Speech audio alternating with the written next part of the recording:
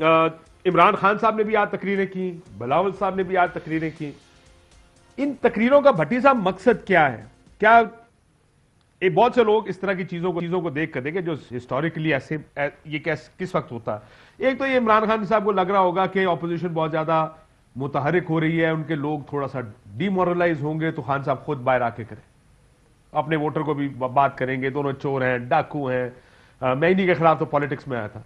दूसरा ये election campaign, pre election campaign, कुछ होने वाला है इसका सेंस सबको होता है, सब पॉलिटिशियंस को, खासकर प्राइम मिनिस्टर होगा उसको तो सेंस होगा कि क्या हो रहा है। आप इन दोनों में से क्या देख रहे हैं?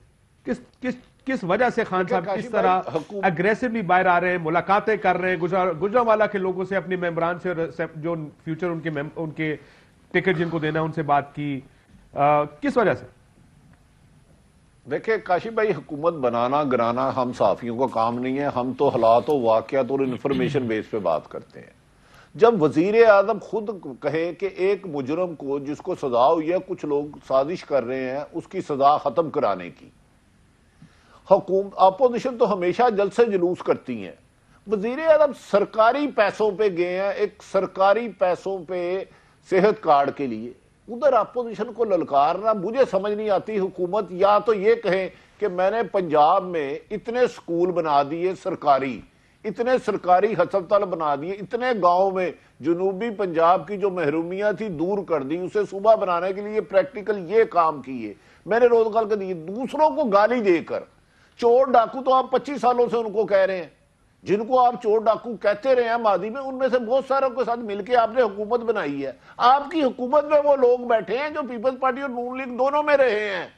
तो ये हलाल हराम का फर्क आप कैसे खत्म कर सकते हैं? हाँ, मैं अब ये बात यकीन से कह रहा हूं, हुकूमत जाती नहीं जाती ये मुझे नहीं पता, लेकिन अपोजिशन मजबूत हुई है, हुकूमत कमजोर हुई है इन 4 महीनों में। जो सहारा अपोजिशन को हर रेस्क्यू करता रहा था, चेयरमैन सेनेट में 56 लोग 66 लोग रह गए, अब वो उसको उतनी मदद नहीं कर रहा, जिसकी वजह से वजीर आजम आपको लगता है कि हुकूमत कमजोर, हुकूमत मजबूत हुई ना हो, ऑपोजिशन मजबूत हुई है? मैं वसीम अदामी साहब से पूछता हूं। वसीम साहब, मैं जानता हूं, आप भी जानते हैं, जिस तरह नून और पीपल्स पार्टी एक दूसरे से डील करते आए पिछले साल 1.5 साल में, जब से पीडीएम बनी और टूटी, ऐसा लग रहा था कि ऑपोजिशन को ऑपोजिशन की जरूरत नहीं है, वो आपस में ही लड़ रहे हैं। सडनली पिछले हफ्ते में ऐसा क्या हुआ जिसने ऑपोजिशन को इकट्ठा कर दिया? मेरा यह मानना है कि अगर तो हुकूमत ने जाना होता, अगर तो यह फैसला कहीं और हो चुका होता कि जिसको भट्टी साहब असल अवाम कहते हैं, कि अगर असल अवाम ने फैसला कर लिया होता कि हुकूमत ने जाना है, तो इन दोनों को इकट्ठे होने की जरूरत नहीं थी। इकट्ठे होने की इसलिए जरूरत नहीं थी कि अगर तो तरीके एतमाद लानी है, वो तो असेंबली के फोरम पे शहबाज शरीफ और बिलावल वैसे ही इकट्ठे काम कर रहे हैं। ये जरदारी साहब का जाना, मरियम और बिलावल का मां होना, एक दूसरे को गालियां निकालने के बावजूद एक जगह इकट्ठे होकर एक दूसरे से बातचीत करनी, ये ऑपोजिशन की मुझे कमजोरी दिखाता है कि उनको लग रहा है कि अब हमें कुछ डिफरेंट करना पड़ेगा। Is that true? और यू थिंक कि उनको लग रहा है हुकूमत जाने वाली है तो हमें इकट्ठा होना चाहिए अब? I mean, how do you see it? नहीं, मुझे ऐसा लगता है, जब मैं ऑफ द रिकॉर्ड बात करता हूं, आप लोग ज़ाहिर मुझसे ज़्यादा बाखबर हैं, तो मुझे अगरचे ऑपोजिशन के खासतौर पर नून लीग के कुछ बड़े बड़े लोग भी बहुत पुरुम्मीद भी नजर आते हैं। इसी कमरे में बैठ के हम आपको बता रहे हैं सर, है ना, कि हम बता रहे हैं आपको यार, क्या बात मुझे एक साहब ने, जब मैंने उनसे बेट लगाई कि भाई ऐसा नहीं होने लगा नून लीग के सीने, तो उन्होंने कहा भाईजान मुझे इस वक्त, मैंने कहा आपको यकीन है ऐसा होने लगा है? उन्होंने कहा मुझे इस वक्त 2 चीज़ों का यकीन है भाई, एक ये कि मैं इस वक्त वसीम अदामी से बात कर रहा हूँ, दूसरा है कि ऐसा होने लगा है। जितना मुझे यकीन है कि मैं इस वक्त रात के इस पर आपके सामने बैठा हूँ, इतना यकीन, तो वो इतने पुरुम्मीद हैं।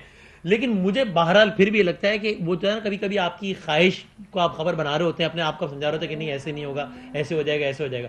ये राब्ते वगैरह दोबारा क्यों हो रहे हैं? मेरा ख्याल है इसमें एक बड़ा आंसर ये भी है कि अब नवाज शरीफ साहब ने और ये जो नून लीग ने कहा है, यकीन नहीं कि नवाज शरीफ साहब ने, कि हाँ भाई तहरीक एतमाद के लिए करो, कोशिश करो कि किस तरीके से खान साहब की गवर्नमेंट को गिरा सकें। और ऐसा नून लीग अब इसलिए कह रही है, जो कि पहले नहीं कह रही थी, कि अब मेरा ख्याल उनको लगता है कि अब वो स्टेज आ गया है कि अब अगर इनको नहीं गिराया खान साहब को, तो फिर जाहिर है अगली कोई भी तकरूरी होगी वो उनके हाथ में होगी, और अगर वो फिर तकरूरी होगी तो फिर अगला सियासी मंजरनामा भी उनके हाथ में होगा, वो मामला एक लंबा ही चला जाएगा। इसलिए अब कुछ भी करके भाई, जो कहीं भी कुछ कॉम्प्रोमाइज भी करना पड़ता है तो कॉम्प्रोमाइज करके भी फिलहाल इस हुकूमत को गिराओ, ताकि अगली तकरूरी इमरान खान साहब ना करें।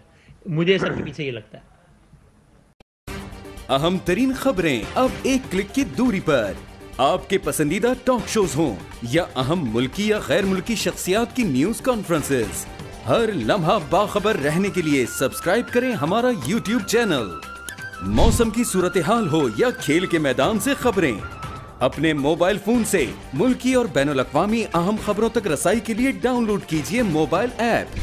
बावसूख ज़राए से मुसद्दिका खबरों, तज्ज़ियों और तबसरों से मुस्तफीद होने के लिए विजिट कीजिए पाकिस्तान की सबसे बड़ी न्यूज वेबसाइट www.arYnews.tv।